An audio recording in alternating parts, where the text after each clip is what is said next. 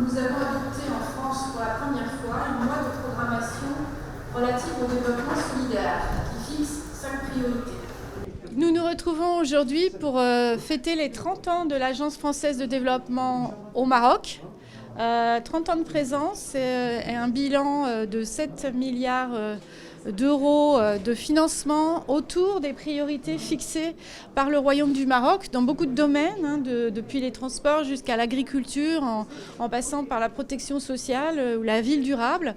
L'AFD maintenant accompagne le nouveau modèle de développement dans une logique de dialogue et de partenariat. Et finalement, ce que fait l'AFD, c'est très représentatif en fait de la coopération, de la relation qui existe entre la France et le Royaume du Maroc. Donc nous avons passé un temps d'échange ensemble avec la presse pour marquer un anniversaire. L'AFD a ouvert son bureau en 1992, donc il y a 30 ans. L'idée était à la fois de faire un bilan avec vous tous, puisque le contexte ne permet pas les festivités. Donc au fond on s'est dit pourquoi pas mettre en perspective, un peu donner de la profondeur historique à ce que l'on fait ici au Royaume et tirer quelques enseignements avec vous. Le premier enseignement, c'est bien sûr l'intensité des financements de l'AFD. C'est plus de 7 milliards d'euros depuis 30 ans. C'est 2,4 milliards d'euros depuis 2017. Et puis c'est un plus haut historique en flux annuel, puisque l'AFD a engagé plus de 600 millions d'euros.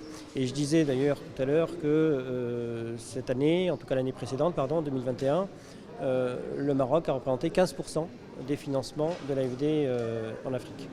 Donc au-delà des chiffres, souvent on le dit, les chiffres c'est important, mais les dynamiques c'est encore plus important. Donc à quoi servent ces financements ?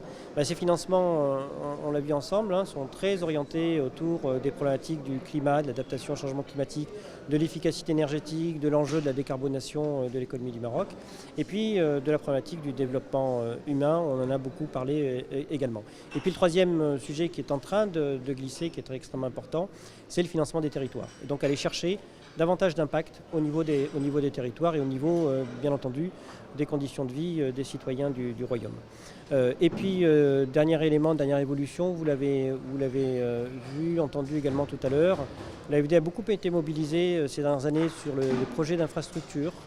On continuera à l'être, à la demande de nos partenaires, mais on voit bien qu'on est en train de glisser peut-être sur un financement davantage des stratégies, des grandes stratégies du Royaume, des politiques publiques, tout cela de manière très alignée avec le nouveau modèle de développement.